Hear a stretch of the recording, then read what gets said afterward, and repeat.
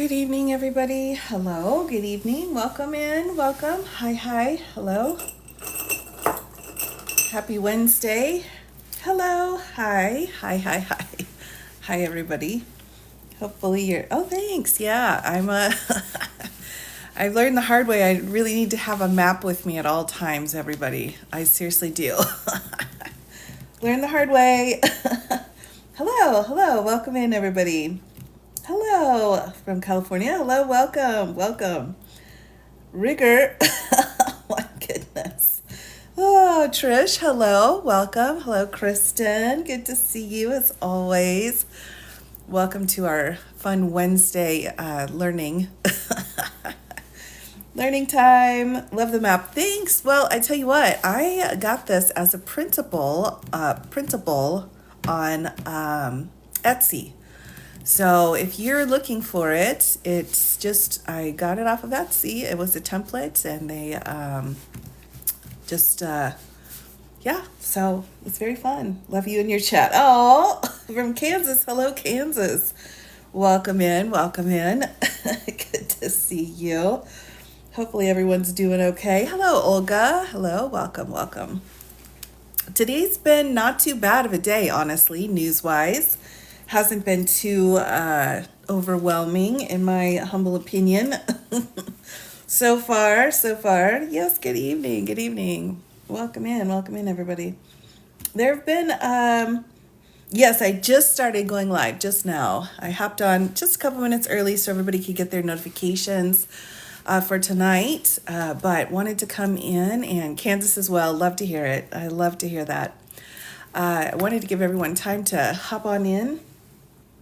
Who recognized me from your chat. Oh, that's so sweet. Oh, Kristen, I love that. I love that. Oh, yes. Well, welcome in, everyone. So we've had a lot of stuff happen since, in just the last couple of days, for sure. Oh, Utah. Well, welcome.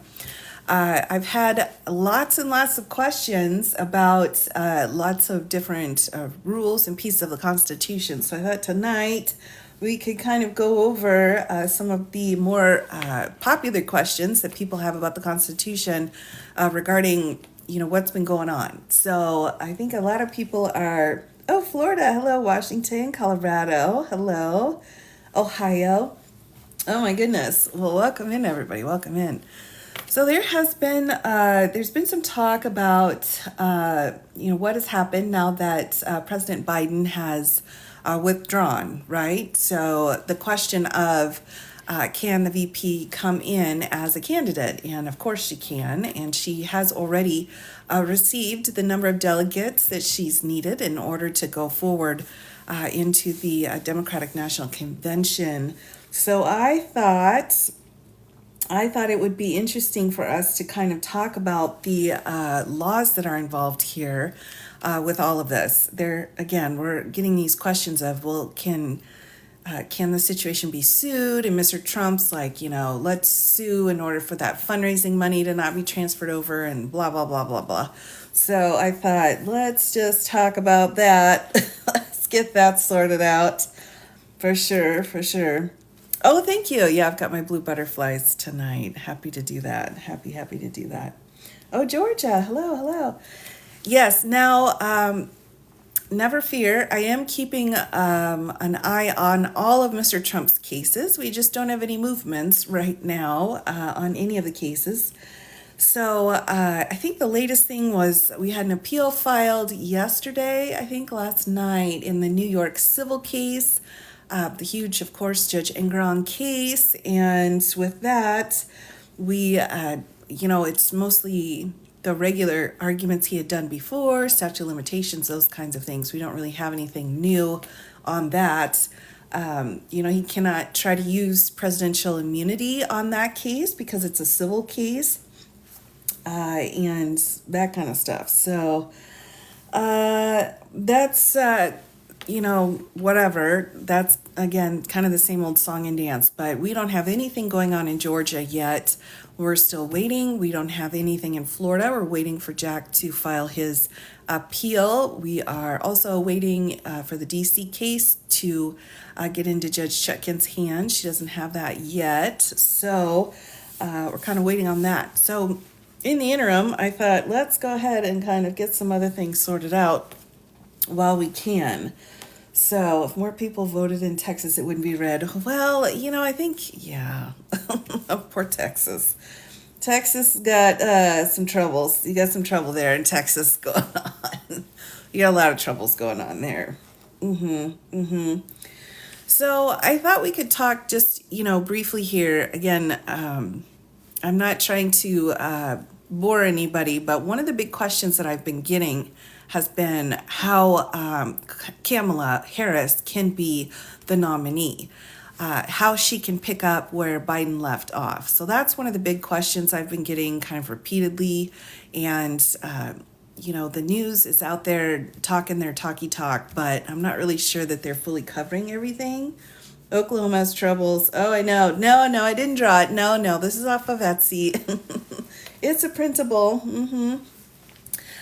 So I thought, one of the things I've been trying to rewrite the Constitution, I had to put that on the back burner for a little bit because things just went off the rails.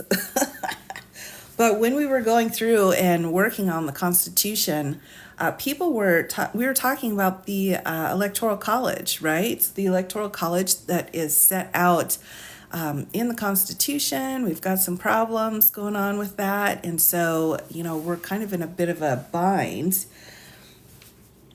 Kamala, thank you, Thomas. Kamala, thank you. I appreciate that. Yes, my poor accent. My poor, terrible, awful accent. I can't, I just can't say the words correctly. Kamala, so bless her. So I thought, let's talk about it. Let's talk about it a little bit. Let's talk about let's talk about the Electoral College. So first of all, we've got two pieces of the Constitution that set out the Electoral College. So let's just dive in to the first piece. Took me a long Kamala. Thank you everyone. Think of Kamala, that helped me. Okay, I appreciate that. I will continue to need reminding, and I'm thankful for people to help me with that. It took me a little while to get Miss Bonnie Willis down too, but I'll get it eventually. So let's dive in here a little bit and let's talk about the Electoral College. Yes, I think so. Oh my gosh. So everyone, we've got the situation here with this Electoral College. It's an issue. It's an issue. And this is how they designed how we are to elect our president and our vice president. And originally it was set out in Article 2, which talks about the executive branch. But then, of course, we had the 12th Amendment come in after the Hamilton situation occurred. And they tried to clean it up, but they really didn't do that great of a job. So, yes, we've got lots of visual aids tonight. Oh, my goodness. Yes. So let me take you through what the original language is for the Electoral College, everyone, because we're going to have to go on a journey here. We're going to have to go through the original language. We'll have to go through the 12th Amendment and then the Electoral Count Act. And then once we get that down, we'll go forward from there. All right, so here we go. Again, we're in Article 2, Section 1 under the executive powers. Now, a friendly reminder, the Constitution itself is actually 7 articles, and those 7 articles designed the government itself. The Bill of Rights, the amendments, those all came years and years later. They were not done until there was a big fight. Do we want to include the Bill of Rights? And they just couldn't agree on it. And they're like, look, we need a government. Things are getting a little out of hand. So let's just put the government together. And then after that, we'll deal with the Bill of Rights. So there's 7 articles are the actual Constitution. So Article 2, which set out the executive branch here, sets out our Electoral College. So let's go ahead and dive right in. The electors shall meet in their respective states and vote by ballot for 2 persons, of whom one at least shall not be an inhabitant of the same state with themselves. And they shall make a list of all persons voted for, and of the number of votes for each, which list they shall sign and certify and transmit sealed to the seat of the government of the United States, directed to the President of the Senate. The President of the Senate shall, in the presence of the Senate and House of Representatives, open all certificates, and votes shall then be counted. The person having the greatest number of votes shall be president, if such number be a majority of the whole number of electors appointed. That's number one. And if there be more than one who have such majority and have an equal number of votes, then the House of Representatives shall immediately choose by ballot one of them for president. And if no person shall have a majority, then from the 5 highest on the list, the said House shall in like manner choose the president. But in choosing the president, the votes shall be taken by states, the representation from each state having 1 vote. A quorum for this purpose shall consist of a member or members from 2/3 of the states, and a majority of all states shall be necessary to a choice. In every case, after the choice of president, the person having the greatest number of votes of electors shall be the vice president. But if there should remain 2 or more who have equal votes, the Senate shall choose from them by ballot the vice president. So here's the deal. The first person that gets the number 1 amount is the president. And then the next person that gets the second largest amount is the vice president.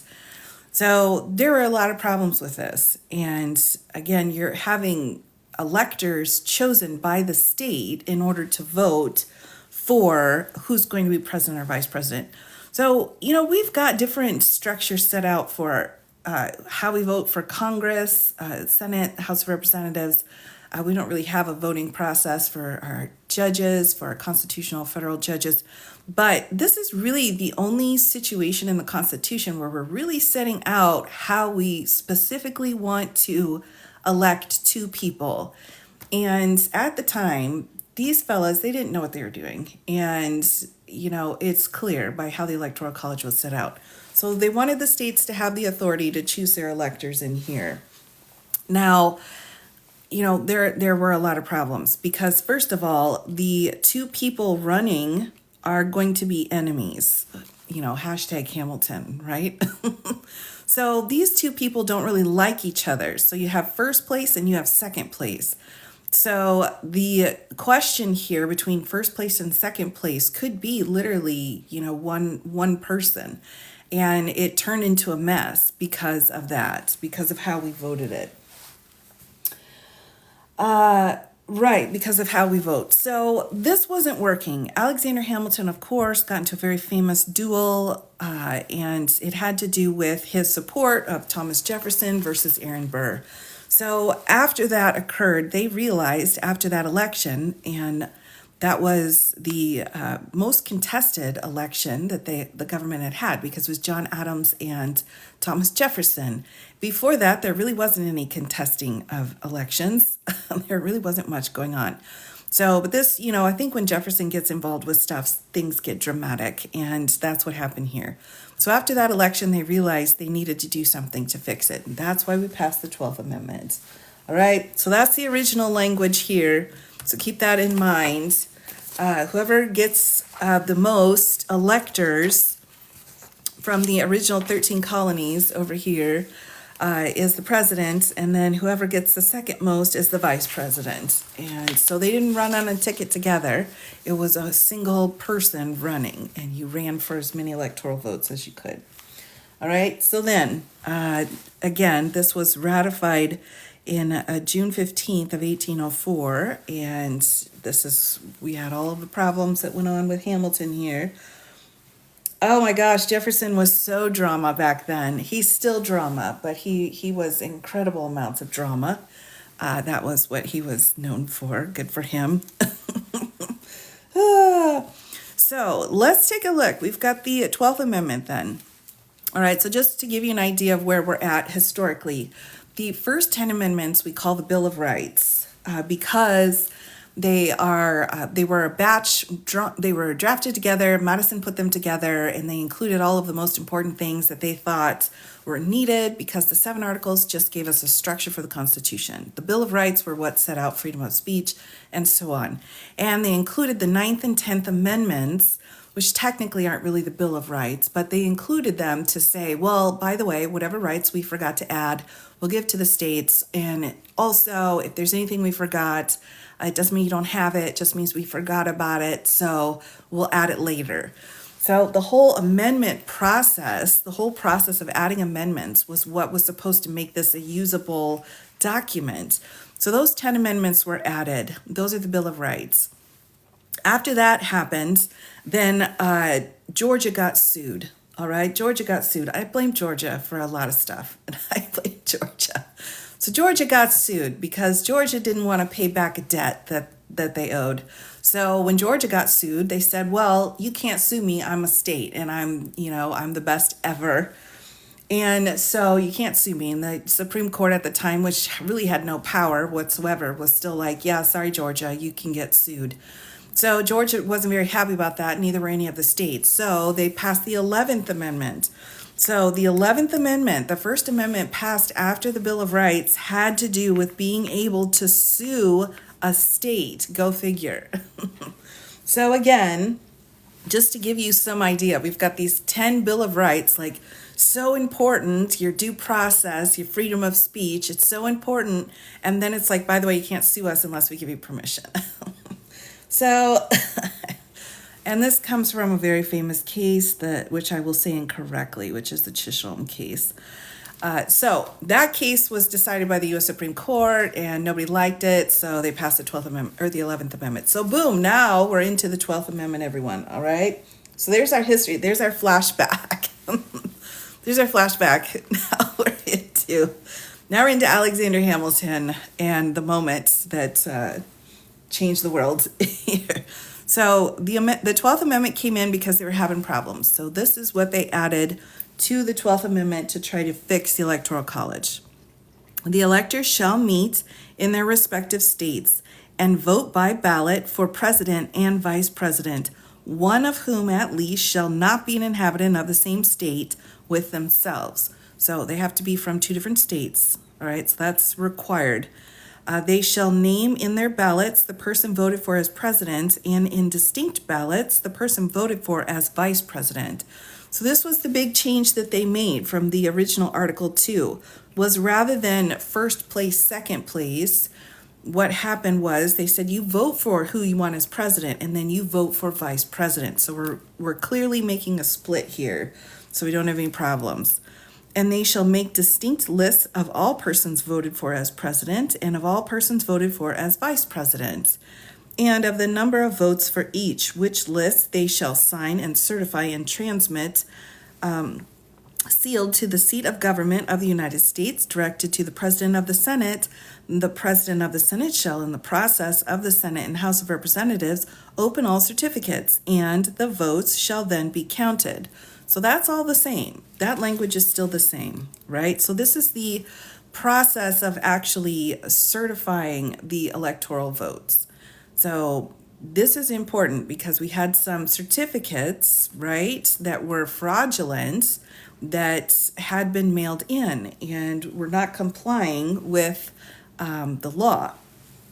Why do you think they wanted from 2 different states? I think because they didn't want one particular state to dominate. I think with the 13 colonies, you had some bullies in there. You had some bullies, and particularly in my mind, I'm thinking of Massachusetts. Massachusetts was like, we're gonna just run the show here, and everybody else can just, step aside. And so I think they're like, wow, this is going to turn into the United States of Massachusetts if we don't make sure that we kind of spread the power around. So I think that was probably a big part of it here. So the person having the greatest number of votes for president shall be the president, if such a number be a majority of the whole number of the electors appointed. So, whatever, that's just extra garbled language to say the majority, right? And if no person shall have the majority, then from the persons having the highest numbers not exceeding 3 on the list of those voted for as president. So this is kind of like what I would like to call like a sloppy ranked choice system, like back in the old school day, like, the wig times. People were wearing the wigs. Ah, capital and estate created its own district. Exactly. Yeah, that was quite the hullabaloo. The House of Representatives shall choose immediately by ballot the president. So the House of Representatives, they gave a lot of power to, and so they're basically saying if the electors can't figure it out, then the House of Representatives, everybody in the House of Representatives then will choose. But in choosing the president, the votes shall be taken by states, the representation from each state having one vote. A quorum for this purpose shall consist of a member or members from 2/3 of the state, and a majority of all states shall be necessary to a choice. And if the House of Representatives shall not choose a president, whenever the right of choice shall devolve upon them before the 4th day of March, next following, then the vice president shall act as president. You probably didn't even know about this particular piece of this amendment, but that's important. They're saying, look, if there is some kind of a question about the president and it's not sorted by the 4th day of March, then the vice president acts as the president. So, and then also in cases of unalive or other constitutional disabilities of the president. This was changed through the 20th Amendment and the 25th Amendment. So if memory serves, we had a couple of amendments that changed the dates. Permanent Apportionments Act of 1929, a constitutional can be abolished. I don't know off the top of my head. I'll have to think about that one. I'll have to think about that because that's probably one of the most controversial things in the Constitution. Let me think about it. I'll get back to you.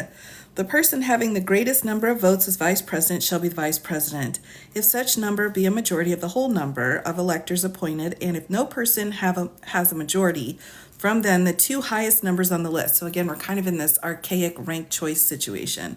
The Senate shall choose the vice president. A quorum for the purpose shall consist of 2/3 of the whole number of senators, and a majority of the whole number shall be necessary to a choice. But no person constitutionally ineligible to the office of president shall be eligible for the vice president of the United States. So that's the only qualifications. This is the qualifications piece. In order to be vice president, you have to have the qualifications to be president. All right? Does everybody follow me in that crazy language? So that's it. That's all they set out for president and vice president. They said we've got electors meeting in their states, voting by ballot for president and vice president. Then we have a certain number that needs to be reached in order to have a decision. But that's it. We don't have any information on electors in the Constitution. We don't have how they're supposed to be chosen. We don't have any of that. We don't have qualifications. The only thing is that we have the equal number of electors for the representation that's in Congress. All right, so you have the same number of electors as you have for congressional representation. So however many House of Reps people you have, plus your 2 senators, that's how many electors your state has. Again, keep in mind, we had 13 colonies at the time. Apparently means no qualifications. Yeah, you're not wrong. But that's it, everybody. That's all we had. That's crazy talk. So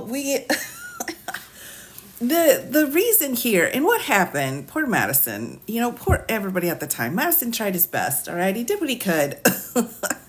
But the problem here was that the power of this Constitution, the power of the government was in Congress. The president was kind of like extra thought, like a later thought. I mean, yes, Hamilton was like, well, let's have a king. And Madison was like, well, that's ridiculous. Let's have a group of people. Let's have a group of states that are in charge. And then Hamilton was like, well, that's ridiculous.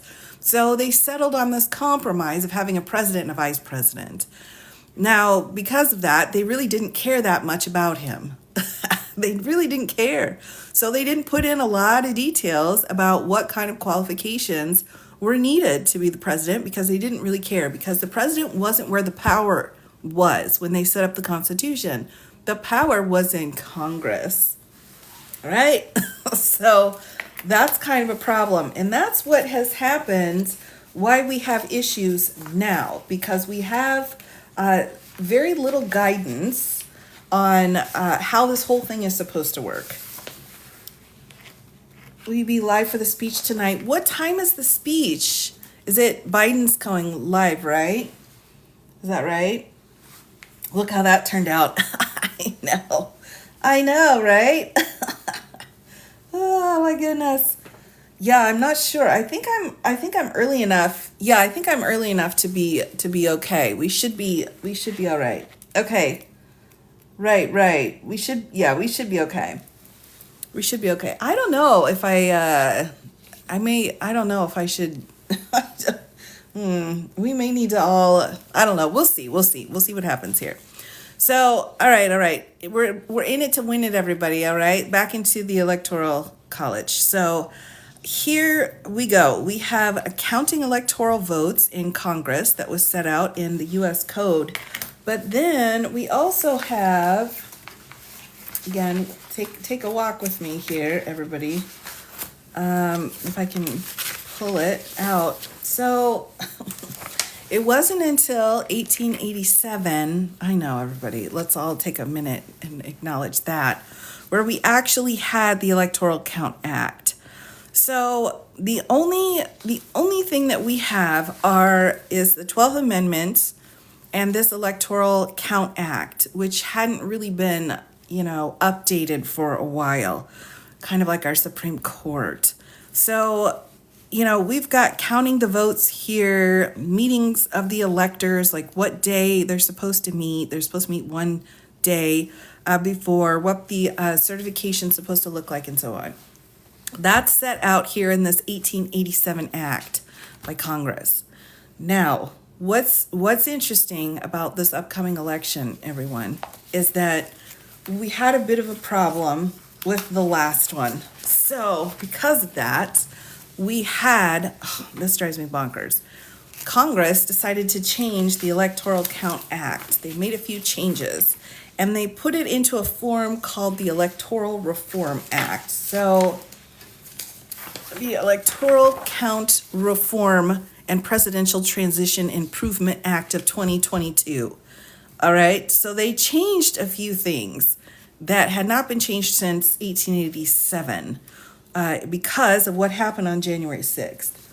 So, oh my goodness, everyone. Here's the deal. If you try to pull this act up, it's going to be a pain because they put it in an appropriations bill that's 4,000 pages long. They just put it into Part P of the appropriations bill. It just drives me bonkers when they do this, everybody. Like, make your bills nice and clean. There's no reason why you got to be all messy with your bills, getting everything all tangled up. It drives me bonkers. Oh, look at that. Oh, thanks, John. I appreciate that. Oh, my gosh, it drives me crazy. But nevertheless, it was passed through an omnibus bill involving a whole bunch of spending. So there were a few changes made just 2 years ago. So let's take a look here at the changes.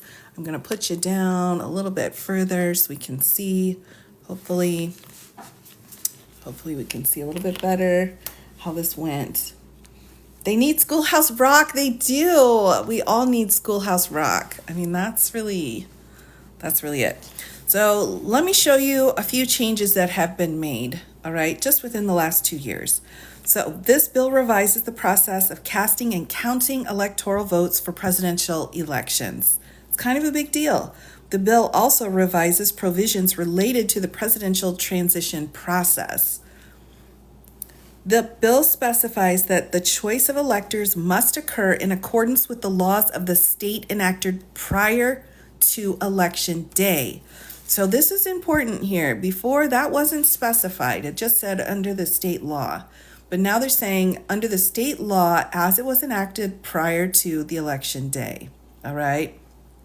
So Additionally, the bill identifies each state's governor, unless otherwise identified in the laws or constitution of the state in effect on election day, as responsible for submitting the certificate of ascertainment identifying the state electors.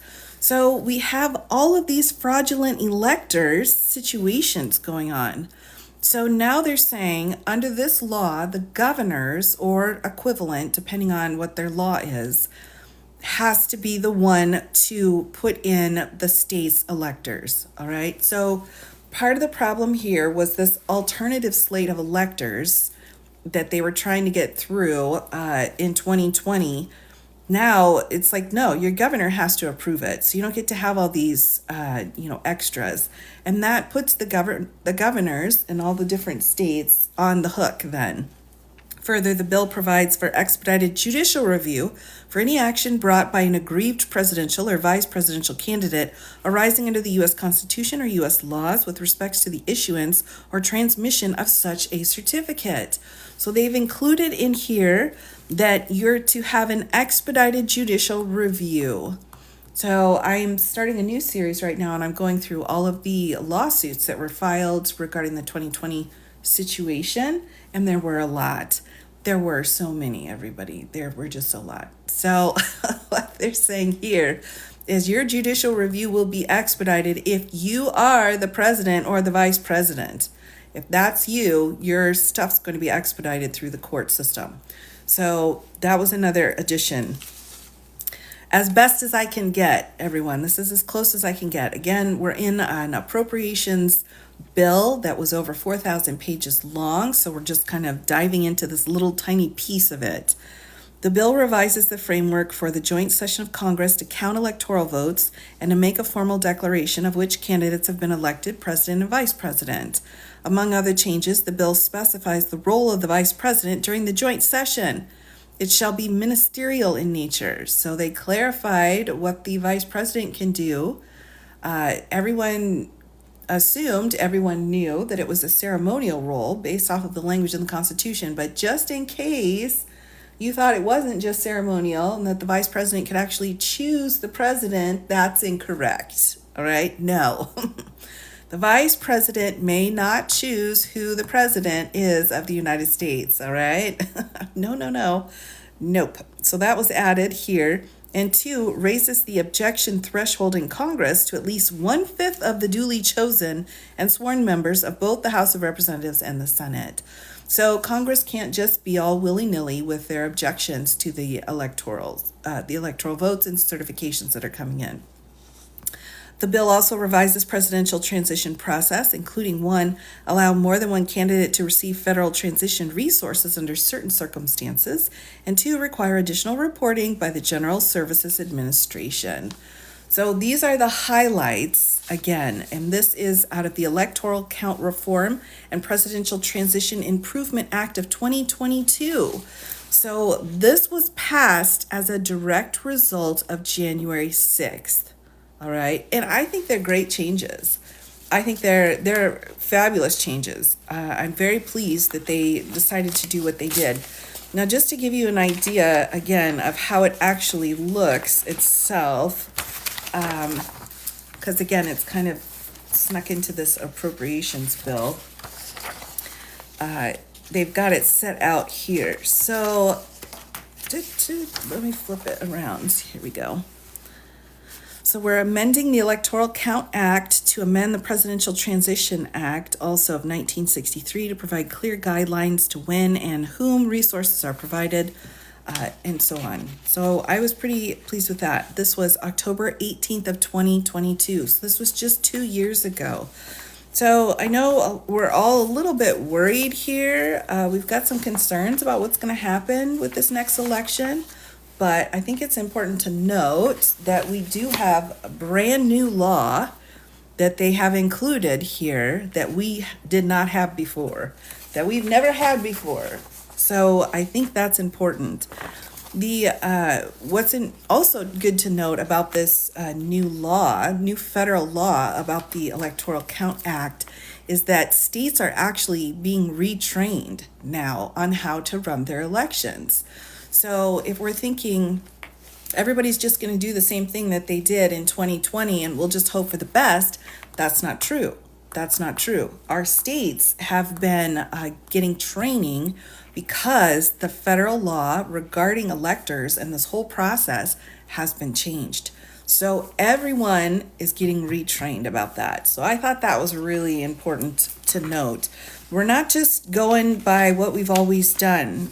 We had to go in and retrain the states and make sure every single state understands and is in compliance with the new Electoral Count Reform Act. That's huge, everybody, and I'm not sure people know that that has happened. So it goes through again the time for appointing the electors, the time for again, a lot of this information's already out there. This is just clarified. It's easier to read than in our statute here. But mandatory qualifications set out here. We have presidents-elect, vice presidents-elect also. So there's a lot of very specific language that is set out here, and the states are being trained about it. I had no idea. Yeah, exactly. Exactly right, everyone. Exactly. So I think that's important to note. So we can take a minute and just acknowledge that we have some things that have been put into place so that we don't have a repeat of January 6th. You see this act helping if there's a repeat? Yes.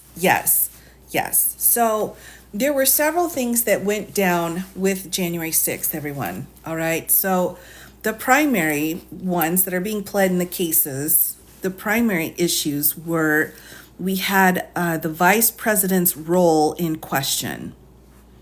So there was this idea that people thought that if they just pressured the vice president, that he could choose the president. So the implication there is, what do you need to do in order to pressure somebody to do what you want them to do, right? We've got this huge push, a violent push towards forcing the VP to do something. That's not a possibility now. The VP's role is spelled out so clearly that there's no question, there should be no question in anyone's mind of what the VP's role is. All right, so before some people were like, oh, I didn't really know what the VP did, or I'm not sure. Can he do that? Can he not? No, he cannot do that. None of that is allowed now. That's not allowed. That's number one. Number two, we had the electors issue. All right, so we had this double slates of electors going on. We had one slate for Biden, and then they had these only in the swing states. They had these groups of people calling themselves electors for Mr. Trump. All right, and what they did was they independently on their own with the Republican Party got some people together and said, we are electors. And we're going to send in our certifications, our certificates. We're going to do that. The way that the Reform Act is written now, it makes it clear that you can't just send in certificates of assertion. You can't just do that. You have to have your governor send it in. So now we've put someone in the place of now people just randomly like, oh, I can just send in whatever I want. No, you can't. You may not do that now. You need to have your governor do it. So the governor in each respective state, which is the head of the executive branch in the state, now has to make sure that the certification goes through them. Does Mike know this law is passed? And are these lawsuits performative? I think they are performative, and I don't know that, if you're talking about Mike Johnson, right? I'm not sure Mr. Johnson really cares. It seems based off of his writing and his amicus briefs and on his various points to ponder, like he just wants to kind of rewrite the world, rewrite the laws. So, we've got like black letter constitutional law, and he's like, I don't care, it's just do it how I want to do it. That just seems to be how Mr. Johnson likes to do his business. And I'm not impressed with that. I'm not impressed with Mr. Johnson, everybody, because I do not like how he tries to twist everything around in order for him to have his own ideologies win. I don't care for that. I don't like it. Is Trump aware of these changes? Great question. And I have no idea. I have no idea who knows what these changes are and who doesn't. That's why I thought, let's talk about it. Let's talk about it. So, going back to January 6th, what are the big things that happened? First, we had a whole bunch of people thinking the VP could actually decide the election because he could send back the certificates, right? Well, no, you can't. You can't send back any certificates. That's gone now. That's clearly written law. Number two, what about these extra electors then? Just in case, the lawsuits prevailed and there was fraud that was found, blah, blah, blah. No, no. The governors of the states decide one slate of electors who won their state. The governors make that decision. Now, will there be problems with the governors? That I don't know. Will there be problems with the governors coming in and saying, well, I want to hold on to our slate because we don't have things or there might be fraud? I don't know. I don't know. But the thing is, your governor has to approve your electors now. We didn't have that before. That was not in place. So that's how these extra slates of fake electors just kind of Scooby-Dooed it onto the floor. Was they're like, well, yeah, we're just the extra ones. So there you go. You're going to go live when the speech is on? I'm not sure. Everybody. I do know that people are going to want to see that speech, but I'm not sure. I'm still thinking about it, Kristen. I'm still chewing on it. I'm not sure. Oh my gosh. Well, Scooby doing it, right? Like, pull off the mask. These are the real electors. Like, no. All right. So those were the big issues. All right. We had a VP and we had electors, and all of this came down to this question, right? That there was some kind of fraud going on. So Mr. Trump was like, there's fraud, and if there's fraud, we can do whatever we want. And that's just not true. Like, we have protocols now. So the vice president is protected. The vice president now has no way of changing anything. And when it comes to any fraud, it's like, get yourself sorted out in your states, and then your governor will choose your slates. That's it. We're done. So if you've got fraud, you need to get your house in order in your state and just send us whoever won. What about DeSantis? Do you think he'd confirm? That's a great question. Now, when we're talking about the states, let's go down that road a little bit. So let's say then we've got a governor that doesn't want to certify who won in their state. They don't want to certify those electors.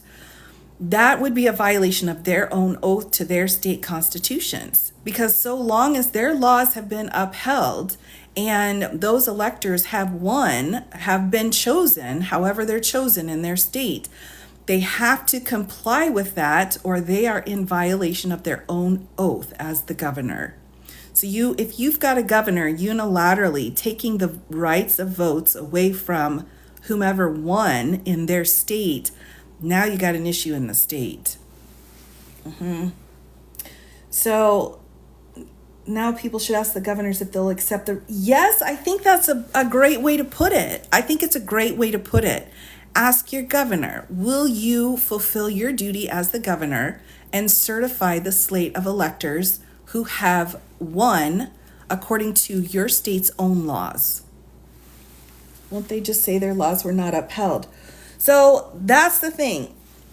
We have rules set out, and we have something, one of the things that was argued about in the Electoral Count Act has to do with safe harbor issues, but also with what happened in Bush v. Gore. All right. In Bush v. Gore, we had this issue of we're sitting around and we don't have a president. Because we don't have a president, things are going awry. And so some of the law that came from Bush v. Gore was states need to get themselves sorted out within a certain period of time, because we can't just be sitting around without a president. So this time at which the lawsuits need to be finished is in December. I think it's December 9th. So this is just the law. This is just how it is. If you have problems with your lawsuits, if you think there's fraud, you need to get it sorted out by December 9th. If you don't get it sorted out by December 9th, you can't bring any more lawsuits by then. The safe harbor clicks in, all right? So there's this protection in place where states cannot just go on forever with lawsuits. That's what was so weird about 2020 was they were filing lawsuits well after the safe harbor date. Like, you can't keep filing lawsuits. Your date's over. And they were unable to proceed in most situations because it wasn't appropriate. And the governors are bound by that too. The governors of states cannot just come in unilaterally and say, well, I think there's some fraud. That's way outside of their power. And, if you're talking about, kind of king issues, like that's a problem you're going to have to deal with in your own state. And the state's going to have to keep its own governor in check. And you hope the constitutions in each state will do that, right? That's what we're hoping for. But before we didn't have that check in place. We didn't have a governor having to be required here to certify the slates of electors or equivalent, whatever is equivalent in the state. Yes, exactly right. So there were problems. So now we've got to make sure the certified electors go through the state. If there's a problem with the state, if you've got a bad governor, that's a different issue. But now we don't just have some kind of rogue electors, again, with their Scooby-Doo mask, just sending in paperwork to the floor of Congress and to the National Archives. Like, you can't just send your stuff in now. You have to, the governor's going to take care of it. It's like one more thing your governor has to take care of, all right? So that's that. So our VP clarification on that, our elector slates, if there's a problem at the state level and they can't get it sorted by the safe harbor issue, your lawsuits are going to be a nightmare. But, such that it's a state issue, not a federal issue. Because basically what the federal government is saying is you need to turn in your ticket. You need to give me your ticket. I don't care how you got to your ticket. You need to give me your ticket, and then we need to go forward. So that's kind of how that's been going. All right. So those were the changes that were made. So technically, in my opinion, because of that, these issues, and again, if you look at everything that kind of came together in order to create the January 6th situation, we had people really convincing other people that their actions, that they could somehow change the results of the election. That was the key. So that was really the key to it. So if we have the laws in place now so that people realize all of the laws have to be followed, and then if they're followed, then whatever the results are the results, and you can't change them, then we're not going to have a January 6th situation. What about the impeachment filing? Meh. That's how I feel about it. It's thin. It's wasteful. Wasteful, in my opinion. So that's really what's going on here. Again, the other thing too, everyone, and I want you to think about this too, because we're going to start seeing our lawsuits coming in. I mean, again, we had like 400 lawsuits before the election in 2020, just preparatory.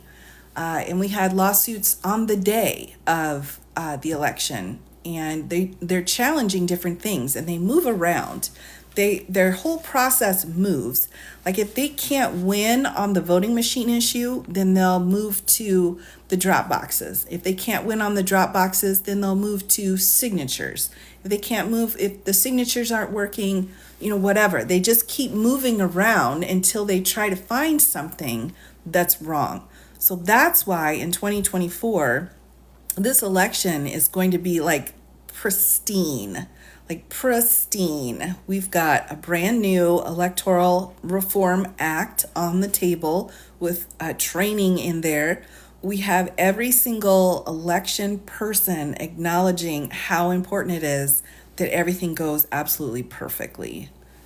So there's a lot of that already being taken care of. Yes, spaghetti, I think, is a great way of putting it. Yeah, it's frustrating though, because on the one hand you're like, come on, man, we just want to elect. Oh my goodness. Oh, thank you so much. That was adorable. But on the other hand, it's like, if you got rules, follow your rules. I'm all about the rules. I don't mind them following the rules. I'm not saying, oh dear, we're going slack on the rules and we should be able to slack on the rules. No, I'm just saying, if we follow the rules, then accept the results.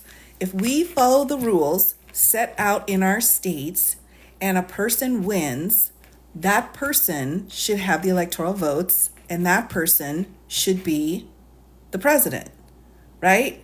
So if all of the rules are followed, then, like, take a seat is kind of how I feel. Oh, this one I got on, where did I get this one? I think this was Etsy too. This is my peacock pen. Ah, right. So let me just share, and I know the speech is coming up. I probably will take a break so that we can just kind of go watch the speech. For me, I will need to do that, so I probably won't keep going live here during his speech. So I will take a step back, take a break. Maybe we can come back and chat afterwards. We'll see. We'll see how things are going, but I'm not sure I really want to go full on live with his speech tonight. Anything new on Canon? No, other than apparently she's, there's a lot of rumors going around. Unconfirmed rumors. So until they're confirmed. Ah. Yep, absolutely, Elise. No problem. So one other thing I would remind everybody, and one thing I think would be really good for everyone to do, is to take a look in your state on how your state chooses their presidential electors. I think this is really important. I've got examples here. This one's from Nebraska. So presidential electors, how they're filled, meeting the procedure, violations of the pledge and effect.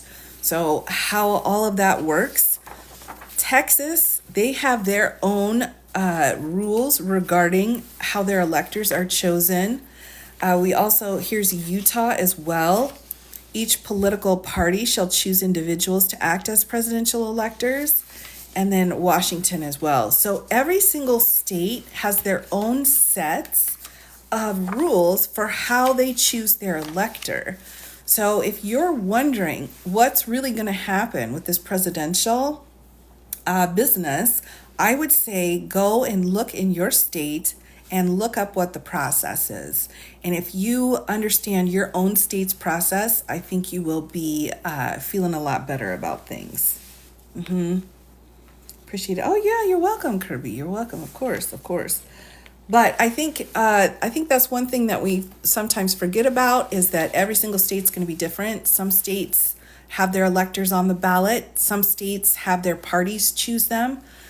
Some states you send in and sign and request to be one. So it depends on how your state runs it. All right. So we'll do. Yes. So, and I'm watching the clock here, everybody. So let's do a little Q&A then for anyone who's got some questions, and then I'll kind of wrap it up here so we can go and watch the speech. Illinois has them on the ballot. Awesome. I know lots of states. They were trying to change yours because one just really, that's interesting. Well, now the electors again are chosen. However, they're chosen. They are all going to go towards whichever presidential candidate. So when you're voting for president, you're voting for electors. You're not actually voting for the president. And I think that's really important. Florida will flip blue this election. You know what, Diego, I tell you what, I think anything could happen. Absolutely anything could happen during this election. Anything. And looking at the lawsuits that were filed before and how much more better prepared people are, I think absolutely anything could happen. When did Minnesota become the best state? That's a great question. By the way, speaking of Georgia, which no one did, a whole bunch, about 7 or 8, I think, lawsuits that were filed by the Republican Party in 2020 were filed just for the Senate race in Georgia. I didn't realize how many lawsuits were after, were in that situation, trying to get that situation set in a certain way. So they will go after individual candidates if they think it's possible. But it's a difficult situation. Has a lot of Republicans. I think it's hard. It's hard to know anymore. Things are flipping along. When was the law changed? So it was just passed. I believe it just passed in December of 2022. And it was part of the appropriations bill. So you're going to have to dig a little bit for it. But it's there. It is there. So let me just get you the title again here. We have the Reform Act. Let me get the title of it. I don't have it here. So it's the Electoral Reform Act is what it's called. And Presidential Transition Improvement. And it was passed again within the appropriations bill. So it's difficult to find. But if you go and you look for Senate Bill 4573, that will help you find it. The other thing, at the top of the page. Yep. The other thing too, everyone, and we don't have time tonight because I am going to let everybody go here in a minute.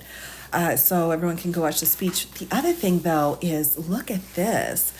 Does anyone know about the National Popular Vote Initiative that's been going on? This was a report that came out in 2019 on the effort of making it so that our Electoral College Act, our Electoral College is no longer there, that we have a popular vote instead of the Electoral College.